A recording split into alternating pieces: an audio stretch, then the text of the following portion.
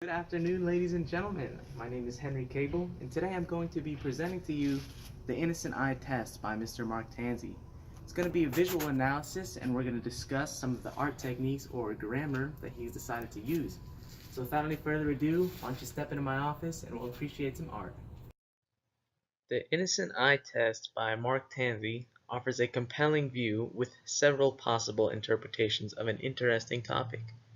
Depicted in this painting is a cow being observing a painting of other observant cows while scientists and artists stand by patiently waiting for its reaction. The people have chosen a cow to scrutinize this piece since the cow can offer an unbiased and innocent eye to decipher the quality of this work, because who is more adept to judge a quality cow than a cow? On the right side of the painting is another painting of a painting. This time it's of a delicious-looking haystack. This realistic haystack would certainly distract a hungry cow from a couple of good-looking cows should they not have been expertly executed. I also noticed a bit of humor in this piece. Tansey has painted a man with a mop in the event that a catastrophic movement should occur. This may allude to some satire since it sheds a comedic relief on a somewhat serious-seeming painting. Mark Tansey has utilized several art techniques or grammar when composing this piece. Some elements of art that he's certainly taken into consideration include perspective and depth, color or lack thereof, emphasis and focal point, his medium of choice, and implementation of unity.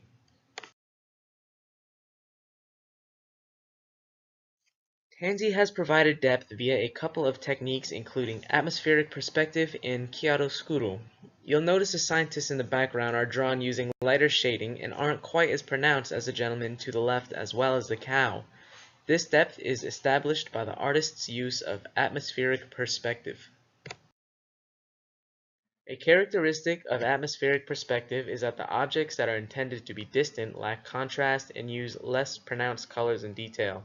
This is clearly demonstrated in this piece as seen on the cow and the men to the left. They are detailed and use darker hues, whereas the objects in the distance lack sharpness and focus. Chiaroscuro uses value and shading to create depth in a two-dimensional artwork. In this particular work, examples of chiaroscuro can be seen throughout. One of the many examples would be the difference of shading as seen on the cow. The underside of him is shaded darkly, while his topside is highlighted brightly. Speaking of darker hues, this piece is obviously devoid of color. Mr. Tansey has decided to go with gray monochrome for his choice. I believe this lack of color allows the viewer to really focus on the detail and meaning behind it instead of getting overly fixated on colors. While Tansey only uses black and gray, he does illustrate a use of different values in shading in order to accentuate certain aspects of the piece, and this consequently implements the aforementioned chiaroscuro.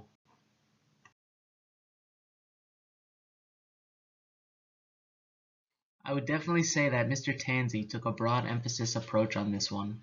Since there are many alluring elements in this piece, no one deserves more attention than the other and all parts are thought-provoking. I believe the artist's intent was to provide a piece that involves all aspects and requires the viewer to closely examine the work in total before drawing any conclusions.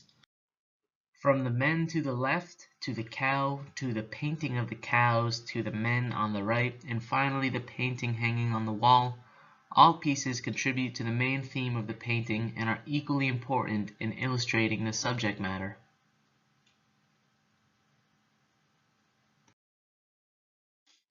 When it comes to the composition of the Innocent Eye Test, the medium that Mark Tansey decided to use is oil on canvas.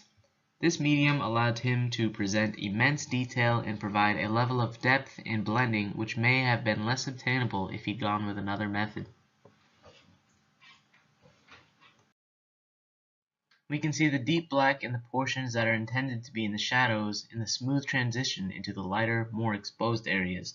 The wide range of values that are possible with oil on canvas are also demonstrated here. The men's suits on the left are a very deep black and the men on the right side of the painting are on the lighter end of the spectrum.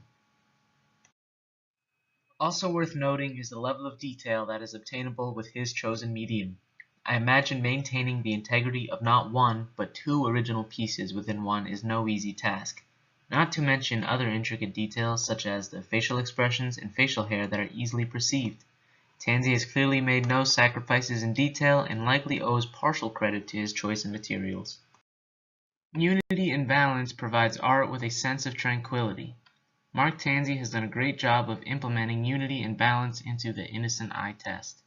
In this art, we can see a nice balance of organic and geometric shapes which lend themselves nicely to a unified piece that is very easy on the eyes.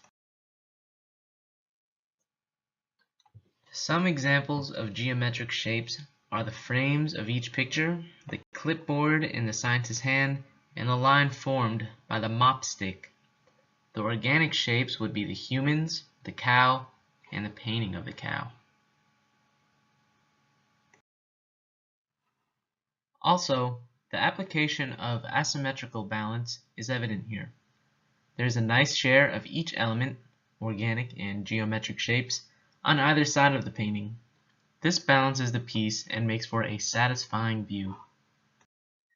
This work offers an extremely well thought out piece of art that deserves appreciation. Clearly, many techniques have been utilized which would be totally overlooked by your typical onlooker. Mr. Tansey has brought a piece to the table that will not only gratify an art guru, but also a piece that is simple enough to be appreciated and interpreted by any layman. It is fascinating how such an intriguing and thought-provoking piece of art can be created from an utterly ridiculous concept. I'd have to say, this piece ranks as one of the most interesting pieces I've seen thus far, and I'm not even milking it.